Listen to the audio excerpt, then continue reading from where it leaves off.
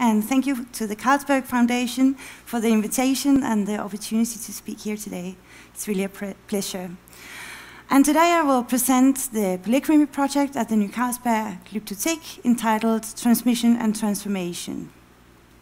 The study of ancient polychromy is not something new, and since about 1900 or even earlier, many scholars have known that ancient sculpture was polychrome, meaning multicolored. It began with excavations of Pompeii in 1748 onwards, which revealed the colors of antiquity, not just in wall painting and mosaics, but also in architecture and sculpture. Other important finds, sparking the study of polychromy, was the discovery of the statue of Augustus Prima Porta in 1863. This particular marble statue had rich traces of color, which were studied and documented really fast, and suggestions for its reconstruction was put forward already in the end of the 19th century. An example is the one you see to the left on the slides by Ludwig Fenger from 1886. Yet the excavations of the Athenian Acropolis in the end of the 19th century were still somewhat of a revelation. The architecture and sculpture buried at the Acropolis after the Persian sack in 480 BCE was protected from the elements and showed rich traces of polychromy. One example are the Korai, the famous marble sculptures of women recovered at the Acropolis. You see an example, the second to the left. See if this works over here. This is the Chios core, showing well-preserved colors in blue and red, and this is a drawing by Chiliron from 1909. The finds from the Acropolis, in particular, inspired the German architect Gottfried Semper to argue for the case of a total polychromy in which architecture and sculpture was completely covered in color. And this is reflected in his reconstruction of the Parthenon, which you see here to the third, completely covered in color. And similarly, the German architect Jakob Hittorf carried out excavations at Selinunte, where he made a reconstruction of the Temple of Empedocles, also known as Temple B, which he did in 1824. However, after the World Wars, scholarship turned away from the notion of polychromy. And it was basically not until the 1970s or the 1980s that scholarly attention returned to ancient polychromy. And this was in particularly sparked by the German scholars such as Vincent Brinkmann and his team, who started to perform reconstructions, polychrome reconstructions based on plaster casts from 1989 onwards. There we go.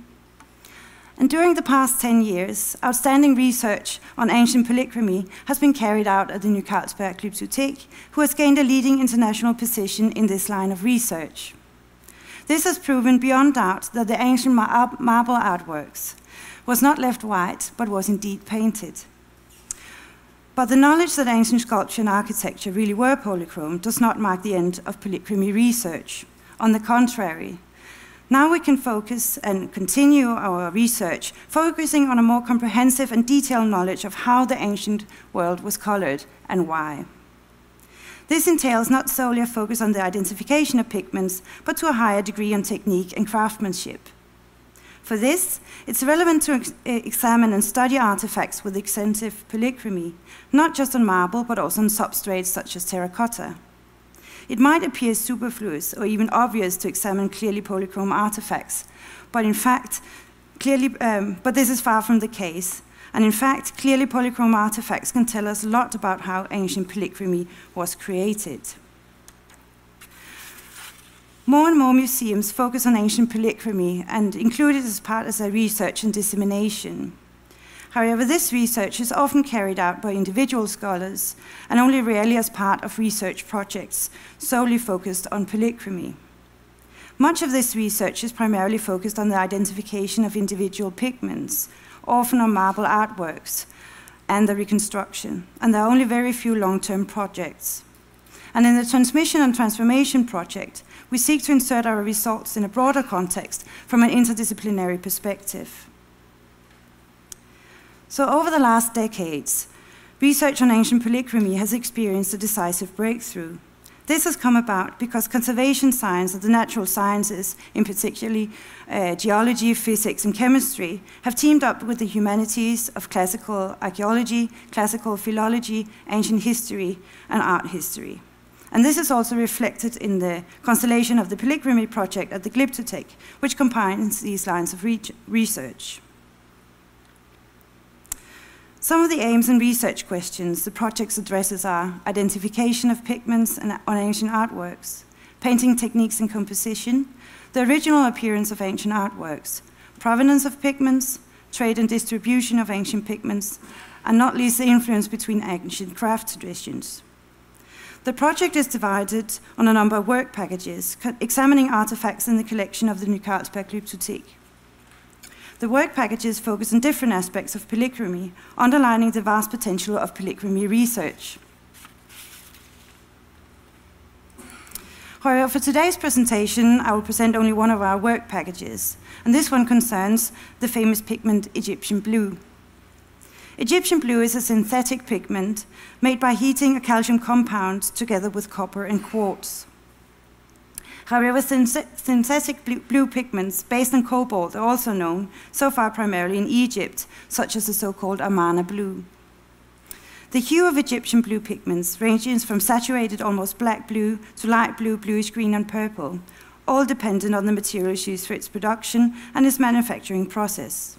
And its material properties are crystal-like, resembling finely shattered glass. Besides examination of the optical properties of remaining grains, Egyptian blue pigment can be identified by various methods by investigating its elemental composition. Methods commonly applied for such analysis are scanning electron microscopy, XRD, and Raman microspectroscopy. All commonly used techniques applied to identified inorganic historical pigments. Yet these methods require samples of paint layers containing visible identifiable blue grains. However, a recently developed non-invasive photographic technique known as visible induced luminescence imaging, in short VIL, makes it possible and easy to detect and map certain inorganic pigments, Egyptian blue, Han blue, and Han purple. However, Han blue and Han purple have only been found on Chinese artifacts belonging to the Han dynasty. So it's reasonable to assume that when we detect pigments by VIL on ancient Mediterranean artifacts, it is indeed Egyptian blue. The method was developed in 2009 by Giovanni Veri, and it records the steady-state emission from the chemical compound continuously excited by electromagnetic radiation. When excited by radiation in the blue, green, and red region of the electromagnetic spectrum, the pigment absorbs visible and re-emits infrared radiation. The technique explores the strong emission, visualizing and detecting particles of the pigment that remain invisible to the naked eye. The emission from Egyptian blue can be recorded by using visible excitation sources in a darkened room, an infrared sensitive camera, and a filter which excludes all radiation outside 800 to 1,000 nanometers. And in the monochrome images, Egyptian blue appears as bright white areas, while all other materials appear gray. However, examinations of several artworks have shown that the VIL imaging sometimes has detected something that should not necessarily be interpreted as Egyptian blue. Singular diffused luminescent particles on several sculptures, which do not exhibit particularly strong luminescent properties, may be dust particles instead, or base elements from the marble substrate. And this is, for example, the case on two artworks in the collection of the Glyptotek, Augustus and Livia, which you see on the slide. And this luminescence you see on the images are not Egyptian blue, but in fact the marble substrate. For example, on the chin of Livia, which we see here, is in fact a chip on her chin, showing the marble substrate. So it does not mean that they were blue in the face. Furthermore, scattered pigments can be accidental contamination from neighboring surface areas. And during deposition, the pigments used for the polychromy on the ancient artifacts may have wandered and changed location. What VIL may identify as scattered grains of Egyptian blue without any clear coherence to the area in which it's detected should therefore be interpreted with some caution. One of the artifacts which have shown remarkable results with regard to VIL is a marble sarcophagus from around 300 CE in the Glyptotek as well. And as you see, to the left you see a normal image of the sarcophagus, and to the right you see detail images recorded in VIL. Over almost the entire sarcophagus there are scattered particles of Egyptian blue, but in some places you can tell the artistic craftsmanship and how the color was used. For example, you see here, in this area, this is the detail of it over here. You see how Egyptian blue was used to make shadow effects, for example. And sometimes Egyptian blue, and this is also the case for the horns and the mask here, and Egyptian blue was also in fact used to paint details which were not rendered in relief, for example, as the eye, like the pupils in the eyes of these masks. And the same is the situation with the tree up here. I know it's really difficult to tell on the slide, but you have to trust me on this one. Over here, this is the tree. You cannot see it with the naked eye, but with the VIL, you can see there was an extra tree painted here. So this is quite remarkable. Another example, which I find really amazing, is the Sciarra Amazon from the 2nd century CE, where VIL recording or VIL imaging has also shown the use of Egyptian blue. For example, you see here to the right, here's her sandal strap, accentuated. It's made in relief. It's sculpted, but accentuated with color. But this part, for example, is not visible to the naked eye. It's only rendered in paint. And the same is the case with the border on her kitoniskos, her short garment over here, which was also rendered with Egyptian blue. However, it's important to stress that the interpretation of the original appearance of the artwork is not completely straightforward, since the presence of Egyptian blue does not mean that this particular area was completely blue. And mixtures of colors were of course widespread, and different pigments were mixed to obtain the desired nuances. And the interpretation of the original appearance is thus not a case of paint by numbers. If you identify a few grains of blue pigment, for example, it does not mean that this entire area was blue. And the method of VIL risks creating a distorted view, since it enables us to identify pigments which are not visible to the naked eye, or even by microscope, in contrast to other pigments which are more difficult to identify. So in the case of color mixtures, we often only identify blue. And the challenge of interpreting the original colors is illustrated by the images on this slide. See here, a normal or regular image to the left of an Etruscan urn, and to the bottom right, over here, you see a VIL image of the urn, or the lid of the urn, and you can see that here the decoration of his garments and his eyes and the pillow light up, very luminescent, so indicating Egyptian blue, and thus these areas were indeed blue. However, when using ultraviolet lighting and taking an image with this, you see there's a luminescence here, which indicates the use of madder lake, and thus this part of his garment was indeed red. So this is just to show this. In this case, it's color mixtures. It was probably purple, for example. So it's important to take several methods into consideration, include several methods, and keep these paint mixtures in mind. So Egyptian blue was used for many different colors besides simply blue. An interesting phenomenon is the use of Egyptian blue for the rendering of human skin.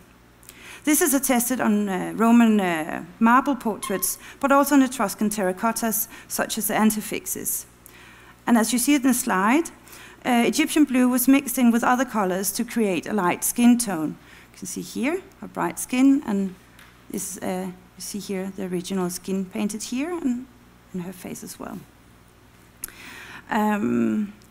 Yes. So far, the use of Egyptian blue for the rendering of human skin has only been attested on artworks in the Glyptotek originating from Italy. It was a painterly effect continuously in use from the Etruscan period onwards, which indicates some sort of continuity in craftsmanship. And so far, we have not attested the use of Egyptian blue for human skin on any of the Greek, Cypriot, or Near Eastern material. So before the invention of VIL photography, scholars tended to assume that Egyptian blue was an expensive luxury pigment because of its mention in the written sources and because of its strong blue color. But recent results from scientific examinations of ancient artifacts show that the pigment was widely and often used by the ancient craftsmen, and a standard component of the painter's palette in most Mediterranean cultures. And this strongly suggests that the Egyptian blue pigments were neither rare nor excessively expensive. There are still unanswered questions related to the pigment. One essential question is where the pigment was produced.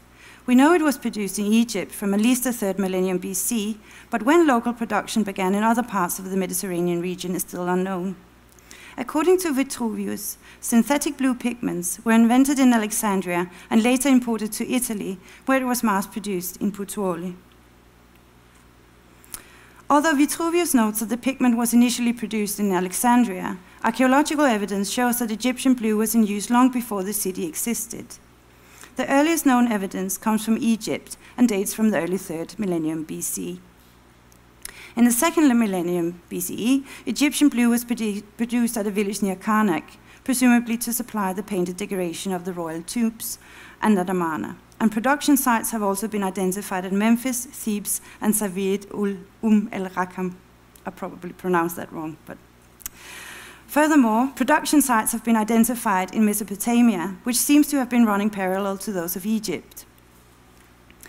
Egyptian blue has been discovered in the Aegean, for example on Bronze Age wall paintings.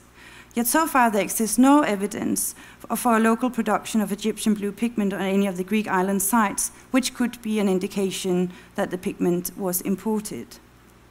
And based on archaeological evidence dating to the 1st century CE, production sites have been located in the Bay of Naples, at Cumae, Liternum, and Pompeii. Egyptian blue pigment in the shape of frit balls have also been discovered in Nemi, but this is not certain that this was related to production. So there's still doubt as to whether Egyptian blue was produced in and exported from Egypt to Greece, Italy, and etc., or not. And furthermore, we do not know when local production in these areas in fact began. To get a better overview of the production and trade of Egyptian blue, we have decided to undertake lead isotope analysis of the pigment. The analyses are performed by geologist Peter Fink Jensen in collaboration with GEOS. Lead isotope analysis is primarily used to investigate the provenance of materials, which contain very small amounts of lead. In archaeology, lead isotope analysis is primarily used to trace the geographical or geological origin of an archaeological object. What is traced during lead isotope analysis is actually the natural origin of the lead in the examined material, with the natural origin being the ore or rock from which the material was extracted. We are currently investigating samples of Egyptian blue. The samples are collected from Egyptian, Etruscan, and Roman artifacts from the museum's collection. Before performing lead isotope analysis, investigations with XRF were performed to find the most promising areas for sample. This is what you see Peter doing over here to the left with the very expensive XRF gun. So Egyptian blue is a copper-based pigment that may contain traces of lead originating from the copper-rich ore and/or the processes that were involved in the extraction of the copper. Several stages of anthropological interference are to be considered when determining the lead origin of the pigments. How the copper was mined, the processes involved in the production of copper material and the pigment, the methods involved in the application of the pigment to the artifact, and transportation of the artifact or pigment away from its origin. The samples are submitted to mass spectrometry analysis, which reveals the relationship between the different lead isotopes in the sample. The data is then compared to lead isotopic data from different studies on ancient artifacts, ores, and metallurgical remains from related ancient mining sites in the Mediterranean, in order to establish the possible origin of the lead. The lead isotope analysis will thus provide information on whether the pigments employed on these artifacts were locally produced or imported. And this will shed light on historical networks of trade and production of Egyptian blue in the Mediterranean area. A related study concerns the blue pigments on the Ishtar Gate and processional way of Babylon.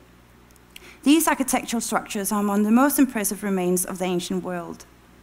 The Ny Carlsberg Glyptotek is in possession of 3 glazed brick reliefs from the Babylonian entrance complex, comprising a dragon, a bull, and a lion. Despite earlier studies of glazed bricks from Babylonia, the nature of especially the blue and turquoise pigments is still debated. The only published investigations into the colored glazes of the monumental gate complex were carried out in the 1980s. However, neither of the 2 studies includes bricks from the Ishtar Gate. Moreover, they are not conclusive concerning the identification of the pigments used for the blue and turquoise glazes. The 3 reliefs in the Glyptotek offer a rare opportunity to investigate the pigments used for the famous monumental structure. The blue and turquoise glazes on the reliefs have been examined using optical microscopy, VIL, and XRF. The investigations with VIL were inconclusive, since the blue pigments generally did not exhibit any luminescence. However, small parts of some of the blue background did light up on the VIL images. The examinations with XRF showed that the pigments contained large amounts of cobalt, which could indicate the synthetic pigment Amarna blue, but also rich concentrations of copper, which could be an indication of Egyptian blue. Therefore, different spectroscopic analysis based on X-ray and infrared radiation will be carried out to make a final identification of the blue pigments. This will thus test the use of the VIL method on ancient glazed materials. And besides settling the discussion concerning the nature of the pigments, the identification of the constituents of the glazes offer an important insight into the trade of materials and crafts involved in the embellishment. So, this was a case study on Egyptian blue. We have a few further other topics which we work on in the project and which we will continue working on in 2016. And one is polychromy and authenticity, which we carry out in collaboration with Chart. And this is performed as a blind study between me as a classical archaeologist. I will look into a group of materials, Etruscan material to be specific, the Etruscan pinnacles in the collections of the Glyptotek, and then my brilliant colleague Signe Skriver-Hedegaard will examine the polychromy of these items, and then our colleague Kåre Lund Rasmussen at Chart will perform thermoluminescence of these objects to determine their exact date. So this is to test if research into polychromy can say something about the authenticity of different archaeological artifacts. A second topic is pigments and dyes, carried out in collaboration with Center for Textile Research. And this is a really interesting topic, I think. It has something to do also with the raw materials acquired to color the ancient world. Because many of these raw materials were in fact the same. You use the same materials for pigments and for dyeing textiles, for example. So we will look more into this, and also with regard to iconography, because it turns out that in several cases the correct pigments were used to render garments on sculpture and reliefs, for example, and figurines and so on. And our final area research is organic binding media, which will be carried out in collaboration with Center for Geogenetics. And this is a really difficult topic, but really interesting as well, because these organic binding media have usually disappeared today. But there are a few traces here and there, but they're really difficult to identify. But these are really important, in fact, because they have a great effect on the appearance of the pigments and the final artwork. So whether you use egg or milk or linseed oil or wax of some sort has a great influence on how an artwork would have appeared, and also its durability, to say something about where it would have been, for example, exhibited. So this will be really interesting, and the method we will use, it will be a pilot study, it will be proteomics, and it will be led by Professor Enrico Capellini at the Center for Geogenetics.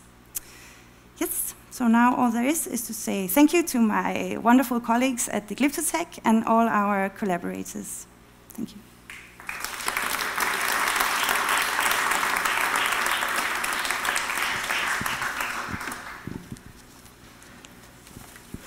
Thank you, Cecilie, for a very colorful presentation of a colorful topic. Thank you. I have got lots of questions, but I think I would allow I won't abuse my role as moderator to fire off first. So if there anyone who would like to ask a question or pose a comment, then the floor is free. Rubina? Well, I was just talking to Amalie Skovmøller. There is a microphone coming. We were just talking about these binding media in the brick, Amalie and I was wondering whether you could elaborate on what do we know from ancient sources about what was used as binding media or grounding for coloring? Not so much, in fact. And it's something I have to look closer into this, and I need some help from a classical philologist. I would really prefer that, so please don't close down classical ancient Greek at the university. So we need to look more into that, but there's not so many sources mentioning this. But we know that wax was used, and we know that egg was used, and milk was used, for example. So we know a little bit, but not much, and it is quite tricky. But I think, in fact, we will also include the beauty of Palmyra in this pilot study because it's quite curious. So I'll let you know what we find.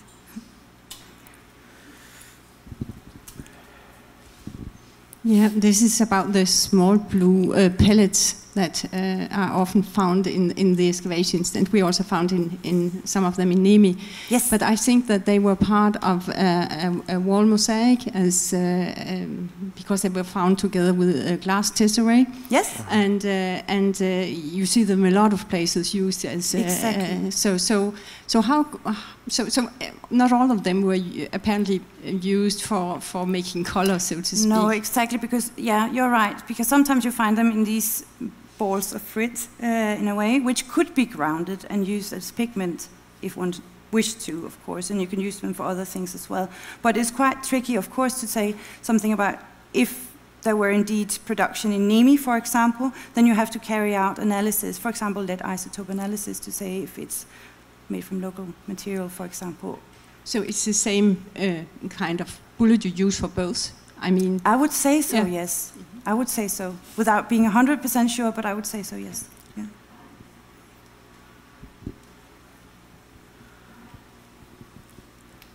I would like to ask you about the impact on all this research in the museum world, I mean, on the floor, in the exhibitions.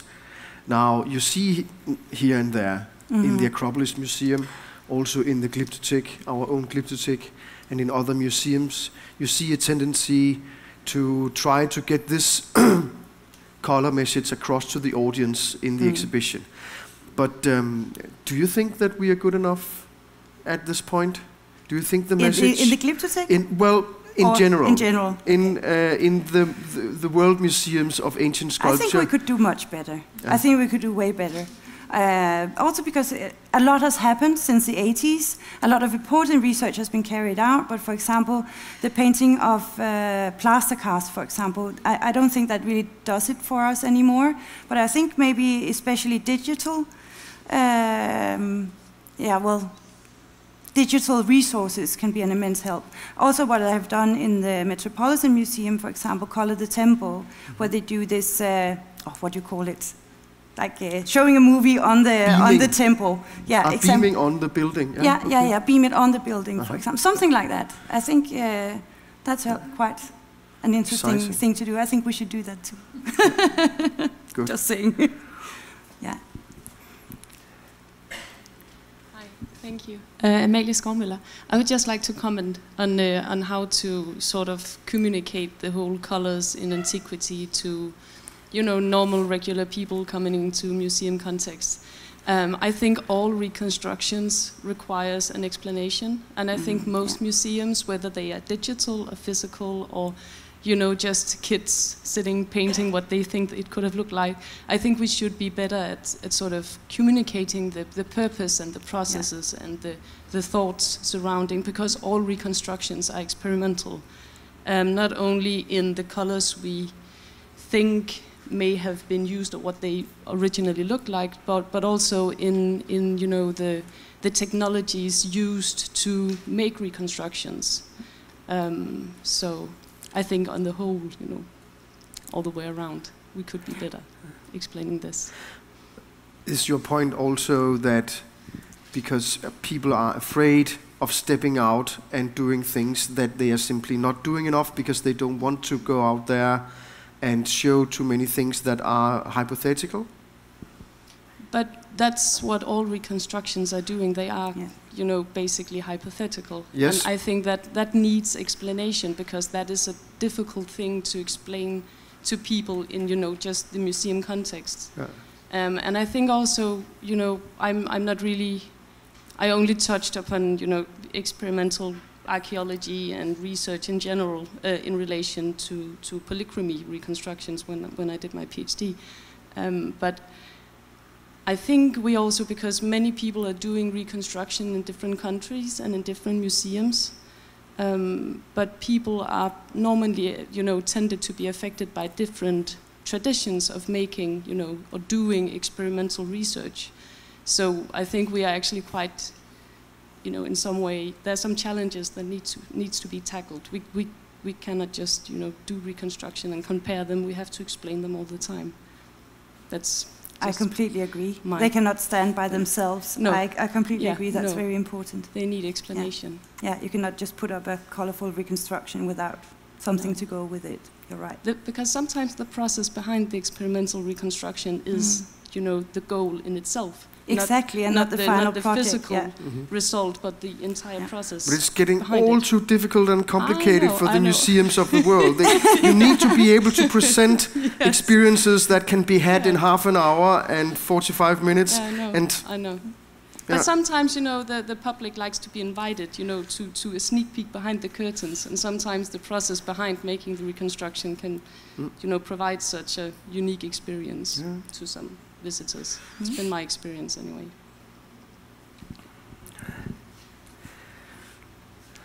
Other comments, questions? Paul?